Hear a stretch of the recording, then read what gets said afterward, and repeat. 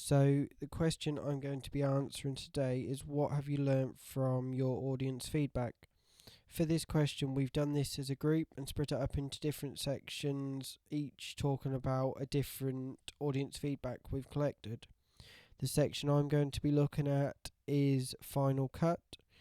The Final Cut feedback we did for many different reasons. However, two of the main ones being that we wanted to find out the overall opinions of what people thought of our media product and whether they thought it was an effective one and achieved the conventions of the indie genre. And the other one being that if we continued on with the product and wanted to create it to a higher standard, whether there was any improvements they thought we could make to make it more effective in perhaps portraying the narrative and the storyline, or whether it was the quality of the video with the camera work, the editing, the mise en scene, etc. For the collection of this data, we used three different formats, two of which we've used in the past for the collection of our rough cut feedback, the digipack and magazine designs, and also our track research for the start. The first format we used was Skype interviews. The second format we used was free online survey to create our survey online. And then lastly, focus groups. The Skype interviews were conducted by myself, generally in the evenings, due to the time frame of when people were able to help us and when they were at home and able to Skype. The method in which I did this was I would call the people on our interviewees on Skype and ask them to turn on their visual and audio devices so we could hear them, and also we could see their reactions to when they were watching the video and just see them in general. I then used a software called Bandcam to capture the visuals and audio of them talking, but also myself asking them the questions. And then I imported this into Sony Vegas and then edited everything together, inserting different slides to show the viewer of the video of the Skype interviews what questions were being asked. We did this format of collection for the data for a few different reasons. It was mainly so we could collect uninfluenced data, because the people were by themselves. They wasn't listening to other people's comments. They were all it was their full opinion on what they thought the video was, and it also allowed us to collect a qualitative data from people that were not just in the focus group and we were able to access at school to be in front of the camera. It allowed us to reach people that were perhaps in unis and further afield that wouldn't be able to come into the school and participate in focus groups, and it gave us a wider variety of feedback, therefore creating it more accurate. The second format we used was surveys. We created these using the free online survey tool, which we've used previous in the past. For many different reasons, we use this survey system, mostly because it allows us to distribute them to the audience more efficiently, and it allows us to put them through social media and put them out to people that way, so they haven't necessarily got to be able to be given a physical copy of it. It also allows us to embed the video into the survey so people can access everything they need for the survey by just going to the link for the survey. There's no need to go with instructions to go to YouTube and watch a video. They can just go straight to the survey and watch it straight away, so it's more simple for the consumer of the product. And also the efficiency of the survey system. It orders everything for us and keeps everything data logged and all the results. So it's a more efficient way of collecting the data. It keeps everything organised digitally online and also allows us to have multiple copies of it if we need to analyse it on paper and print it out. The third format we used was focus groups. We've used these several times in the past and have found them to be very effective.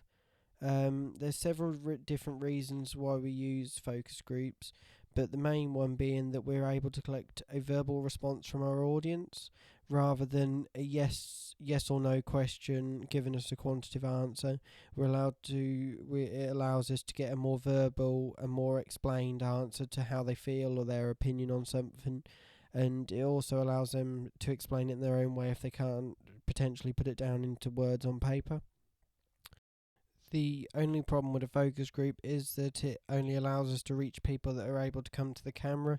We can't reach people that are outside of the school, which obviously narrows the amount of feedback we can collect, which is why for our final cut we decided to use the Skype call so we could collect verbal responses from people potentially not in the school that are further afield, have a wider knowledge of the indie genre than perhaps we did, and it gives us more accurate data. Overall, the three methods of data collection in which we used to gain our audience feedback for our final cut worked very effectively, as it allowed us to gain a large amount of quantitative and qualitative data.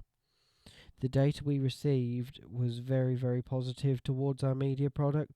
One of the main positive comments being that the storyline and narrative were very understandable. Everyone understood that it was a relationship breakdown because of mental health and depression, which led to her writing the love notes and then committing suicide.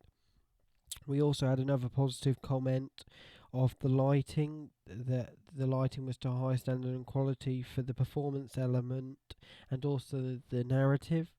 Regarding to the performance, people felt that we'd used the correct soft edge spot with warm white to create the atmosphere of a stage environment.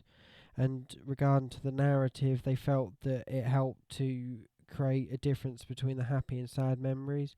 Also, in conjunction with the filters we used as well, which was another positive comment, that the lighting and the filters worked very effectively together to make the difference between the happy and sad memories, to make it so our audience could understand the clear connotation between happy and the sad ones.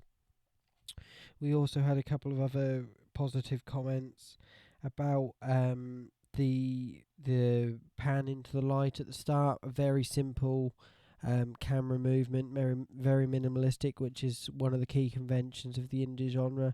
Everyone felt that was a very enhancing technique to the video, and that it was a very a simple transaction between performance and narrative for the opening part of the video. They also liked the aspects of the overlays for the love notes.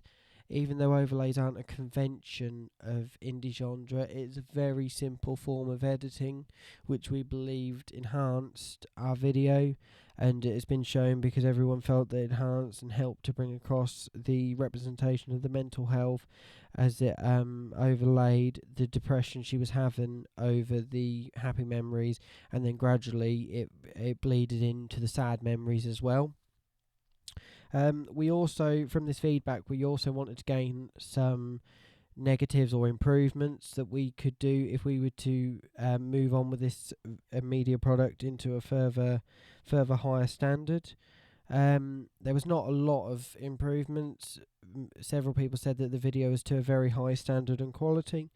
However, one of the main comments was about our match on action, that toward the last shot of at the end of it, they felt that it was a slightly different end of the second shot into the third shot. On looking back at this, we can see it now, and that is something we would like to in the future reshoot, just to create a more higher standard for the video.